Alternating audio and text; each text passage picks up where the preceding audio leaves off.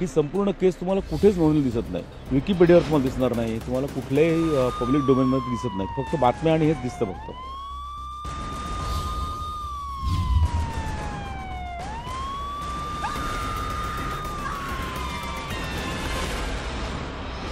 रिंकू पाटील हत्याकांड हे साल 1990 मध्ये घडलेलं सर्वात जास्त विकृत हत्याकांड मानलं जातं, ज्यामुळे संपूर्ण देश त्या काळी हादरून गेला होता. या घटनेत एकतर्फी प्रेमातून उल्हासनगरमधल्या एका शाळेत 10वीचा पेपर चालू असताना रिंकू पाटील नावाच्या एका मुलीला जिवंत जाळण्यात आलं होतं. ही घटना अक्षरशः थरकाप उडवणारी होती आणि त्यामुळे या घटनेचे पडसाद देखील संपूर्ण महाराष्ट्रात त्या काळी उमटले होते. त्या काळातील महाराष्ट्राचे तत्कालीन मुख्यमंत्री शरद पवार यांनी सुद्धा या घटनेतील आरोपींना कठोर शिक्षा व्हावी अशी भूमिका सर्वांसमोर व्यक्त केली होती.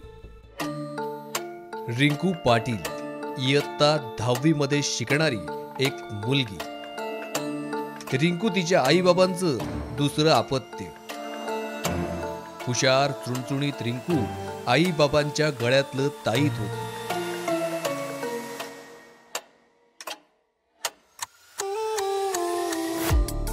अवघ्या 16व्या वर्षी रिंकूचं व्यक्तिमत्व कोणावरही छाप पाडेल असंच होतं.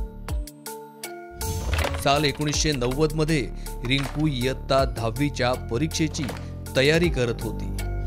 कॉलेज पूर्ण करून आपल्या स्वप्नांना साकार करण्यासाठी उंच भरारी घेण्याची स्वप्न रिंकू पाहत होती. मात्र आपलं शालेय शिक्षण पूर्ण करून कॉलेजमध्ये प्रवेश करण्याआधीच रिंकूच्या आयुष्यात एक अघटित घडणार होतं, ज्याची पुसटचीही कल्पना रिंकूला आलेली नव्हती. मन उल्हासित करणाऱ्या वातावरणात जेव्हा एक वादळ येतं तेव्हा ते सारं काही नष्ट करून जातं. अगदी त्याचप्रमाणे रिंकूच्या आयुष्यात येणारं हे वादळ तिचं आयुष्य उद्ध्वस्त करणार होतं. रिंकूच्या दिशेने येणाऱ्या या वादळाचं नाव होतं हरेश पटेल. रिंकूच्या निरागस सौंदर्यावर हरेश पटेलची नजर पडली होती. हरेश नावाचा हा तरुण रिंकूच्या घराजवळ राहायचा. त्याचं रिंकूवर एकतर्फी प्रेम होतं. तो अनेकदा रिंकूशी बोलण्याचा प्रयत्न करायचा. रिंकूला तिचं घर आणि तिचा अभ्यास या दोनच गोष्टी महत्वाच्या वाटायच्या. मला ना तुझ्याशी लग्न करायचं. चल ना आपण लग्न करूया. काय लग्न वेड लागले का तुला? पण एकतर्फी प्रेमात वेडा झालेला हरेश रिंकूशी बोलण्याचा सतत प्रयत्न करायचा. मात्र या सगळ्याचा रिंकूवर काहीच परिणाम होत नव्हता. ती हरेशकडे अजिबात लक्ष देत नव्हती. त्यामुळेच हरेशला या गोष्टीचा फार राग येऊ लागला होता.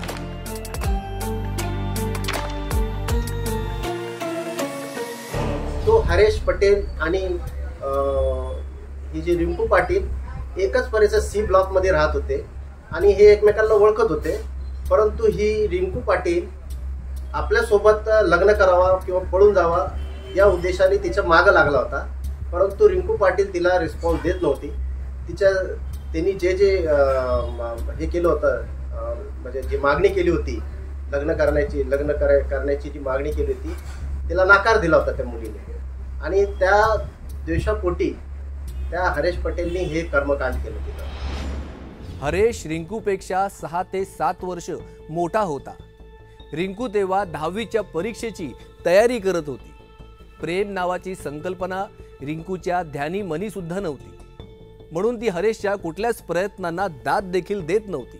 कदाचित याचमुळे हरेश एकतर्फी प्रेमात वाहत जात होता. म्हणून कुठे थांबावं, कुठे पुढे निघून जावं, रिंकूला तिचं आयुष्य मनाप्रमाणे जगू द्यावं आणि आपण आपलं आयुष्य जगावं ही साधी गोष्ट त्याच्या पचनी पडत नव्हती. आणि यातूनच त्याने एक टोकाचं पाऊल उचललं. 30 मार्च 1990 रिंकूची 10वीची परीक्षा सुरू होती. रिंकू आपल्या घरातून परीक्षा केंद्रावर जाण्यासाठी सकाळी सकाळी घरातून निघाली। सर्व तयारीनिशी रिंकू उल्हासनगर येथील SSCच्या परीक्षा केंद्राकडे जात होती। वर्गात येताच ती आपल्या सीटवर जाऊन बसली। तिच्या अवतीभोवती इतर विद्यार्थ्यांचा गोंधळ होता। परीक्षा केंद्राच्या प्रवेशद्वारावरच 2 पोलीस अधिकारी तैनात होते। मॅडम क्लासरूममध्ये येताच सर्व मुलं शांत झाली। परीक्षेची वेळ सुरू झाली होती। सर्व मुलं आपापल्या जागेवर बसली। पेपर मिळताच क्लासरूममध्ये सर्व विद्यार्थ्यांनी पेपर लिहायला सुरुवात केली। अशातच परीक्षा केंद्राबाहेर 3 मुलं काहीशा रागाने परीक्षा केंद्राजवळ येताना दिसतात। ते तिघेही कोणाला तरी शोधायच्या हेतूने परीक्षा केंद्रात शिरले होते हे स्पष्टपणे जाणवत होतं। अखेर ते शोधत असलेली व्यक्ती त्यांना एका वर्गात दिसली। या 3 तरुणांपैकी एक होता हरेश पटेल। हरेश सोबत त्याचे 2 मित्र अनुप्रताप सिंग वर्मा आणि अशोक वाघ होता। त्याच्या हातात पेट्रोलचा कॅन, तलवार आणि पिस्तॉल होती। आरडाओरड करत हरेशसह त्याचे दोन्हीही मित्र क्लासरूम मध्ये प्रवेश करतात आणि रिंकू समोर दिसताच शस्त्राचा धाक दाखवून ते वर्गात असलेल्या टीचरला आणि इतर मुलामुलींना वर्गाबाहेर काढू लागतात। आता त्या वर्गात फक्त रिंकूच असते। ती लोक रिंकूला वर्ग सोडून बाहेर जाऊ देत नाही। काही क्षणातच हरेश संपूर्ण वर्गाचा ताबा घेतो आणि रिंकूला मारहाण करायला सुरुवात करतो। मी काय केलंय वाकडं तुझं? जाऊ दे मला प्लीज, पाया पडते मी. अवघ्या 16 वर्षाची रिंकू हरेश समोर पूर्णपणे हतबल झालेली असते। तरी मदत करा आई. हरेशला प्रतिकार करणं तिला शक्य नसतं। जमिनीवर पडलेल्या रिंकूला मारहाण करून हरेश थांबत नाही। त्याच्या चेहऱ्यावर विचित्र हावभाव असतात। रिंकू खूपच घाबरलेली असते। त्या क्षणी एकतर्फी प्रेमात वेडा झालेल्या हरेशच्या मनात जे काही होतं ते हरेशच्या चेहऱ्यावर स्पष्टपणे दिसत होतं। तो त्याच्या मित्राच्या हातात असलेला पेट्रोलचा कॅन स्वतःच्या हातात घेतो। रिंकूला आता तिच्यावर काय प्रसंग बेतणार आहे हे लक्षात आलेलं असतं, म्हणून ती किंचाळू लागते। पण त्या क्षणी परीक्षा केंद्रावर उपस्थित असलेला एकही व्यक्ती रिंकूला मदत करण्यासाठी पुढे येत नाही। याचा फायदा घेऊन हरेश रिंकूवर पेट्रोलचा कॅन ओतू लागतो आणि काही वेळातच तो खिशातून माचीस काढतो। रिंकू मदतीसाठी आक्रोश करत असते, मी काय केलं नाही. मात्र हरेशच्या मनात दया माया शिल्लक राहिलेली नसते। खरंच जाऊ दे मला प्लीज. त्याच्या मनावर अक्षरशः राक्षस स्वार झालेला असतो आणि तो मागचा पुढचा विचार न करता काडी पेटी पेटवतो आणि ती रिंकूच्या अंगावर टाकतो। बाहर गेट के बाहर स्कूल के सिक्योरिटी थी, पूरे स्कूल के टीचर थे, प्रिंसिपल थे और स्टाफ था, इन्विजिलेटर थे, लेकिन वो 3 लड़कों की रोकने की हिम्मत कोई नहीं कर सका। बड़ी हैरानी की बात है। एक पुलिस वाला भी था वहाँ पे एग्ज़ाम की ड्यूटी पे, लेकिन इनके सामने वो लड़के आके इतना बड़ा निर्दयी कांड करके चले जाते हैं। किसी को उनको पकड़ने की हिम्मत नहीं होती और वो बेसहारा मजबूर लड़की बंद कमरे में सड़ के राख हो जाती। इससे बड़ी ट्रेजेडी क्या हो सकती। और वाई पवार का सबसे पहला जो रिएक्शन था कि मेरे पुलिस कैरियर का आज काला दिन है। It's a black day in my career as a police officer. 30 March 1990चा तो काळा दिवस। याच दिवशी एकतर्फी प्रेमातून सैतान झालेल्या हरेश पटेलने रिंकूला जिवंत जाळलं होतं आणि अवघ्या काही मिनिटात रिंकूने त्या क्लासरूममध्ये आपला प्राण सोडला. आजूबाजूला अनेक लोक होती, पण कोणी तिला वाचवण्याचा प्रयत्न केला नाही. शेवटी हरेश पटेल रिंकूचा खून करून आपल्या दोन्ही सहकाऱ्यांसोबत परीक्षा केंद्रातून बाहेर पडला आणि त्यानंतर उपस्थित असलेल्या लोकांनी वर्गाकडे धाव घेतली. मात्र तोपर्यंत खूपच उशीर झाला होता.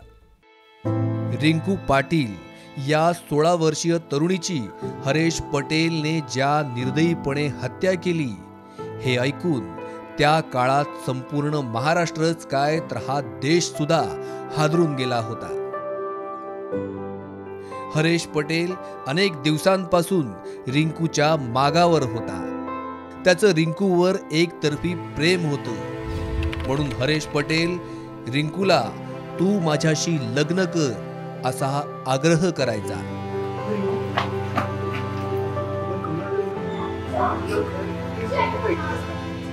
मात्र शाळेत शिकत असलेल्या रिंकूने याला स्पष्टपणे नकार दिला होता.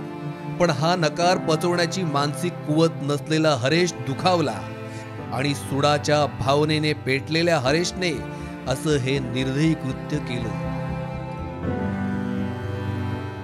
ज्या परीक्षा केंद्रावर हरेश पटेल आणि त्याच्या 2 सहकाऱ्यांनी रिंकूला जिवंत जाळलं होतं, त्या परीक्षा केंद्रावरून ते तिघेही सगळ्यांसमोर पळून गेले.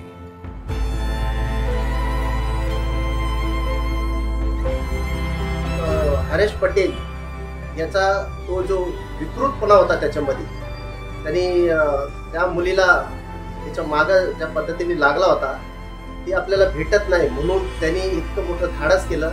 परीक्षा सुरू असताना पोलीस तिथं बंदोबस्तला असताना पोलिसांना मारहाण करून त्यांनी ज्या पद्धतीने ही क्रूर हत्या केली त्याचा त्यावेळेस खूप मोठ्या प्रमाणात निषेध करण्यात आला. आंदोलन झाली होती आणि त्यावेळेस सगळ्या पेपरच्या हेडलाईन्स तेच होते. आणि हे असे हत्याकांड होऊ नये, असा प्रकार होऊ नये त्यासाठी खूप मोहीम छेडण्यात आली होती आणि देशात परदेशातून लोकांनी याची दखल घेतली होती. एवढा मोठा कांड तो झाला होता. ही भयावह घटना घडल्यानंतर घटनास्थळी गर्दी जमा झाली. पोलिसांना देखील घटनास्थळी पोहोचण्यासाठी जमा झालेल्या गर्दीवर लाठीचार्ज करावा लागला. रिंकूचे पालक शाळेत पोहोचले होते, पण त्यांना बाहेरच रोखून धरण्यात आलं होतं. घटनास्थळी रिंकूचा मृत्यू झाला होता याची कल्पना तिच्या पालकांना देण्यात आली. ही घटना सगळीकडे वाऱ्यासारखी पसरली आणि सगळीकडेच अक्षरशः खळबळ माजली.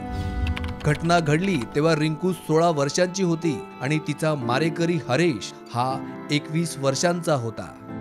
या भयावह घटनेनंतर हरेश आणि त्याचे साथीदार पळून गेले होते.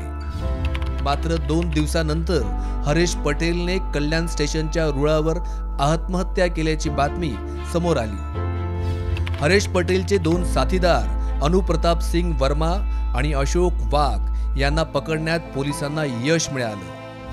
कोर्टाने या दोघांनाही जन्मठेपेची शिक्षा सुनावली. ही संपूर्ण केस तुम्हाला कुठेच नोंदवली दिसत नाही.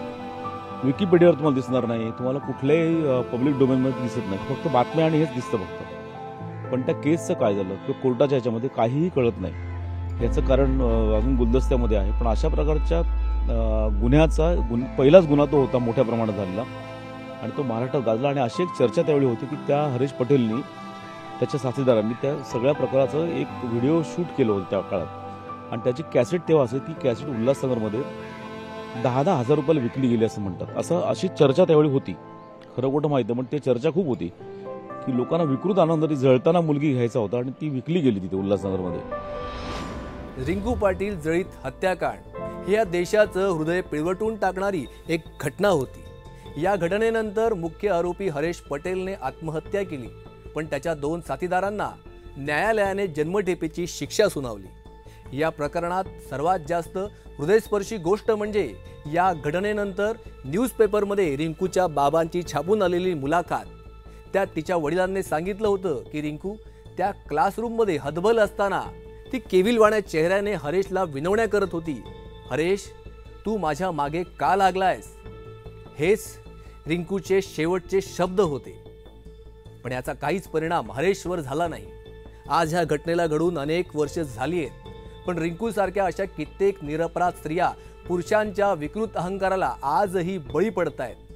म्हणून जाता जाता एकच सांगतो, या जगात मानाने जगण्याचा स्त्रियांना अधिकार आहे आणि त्यांच्या प्रत्येक आवडीनिवडींचा सन्मान करणं हे पुरुष म्हणून आपलं कर्तव्य आहे. पुन्हा भेटूयात अशाच महाराष्ट्राला हादरवणाऱ्या एका नव्या गुन्ह्यासह पुढच्या भागात. तोवर महाराष्ट्रातली प्रत्येक अपडेट जाणून घेण्यासाठी पाहत रहा लोकशाही मराठी.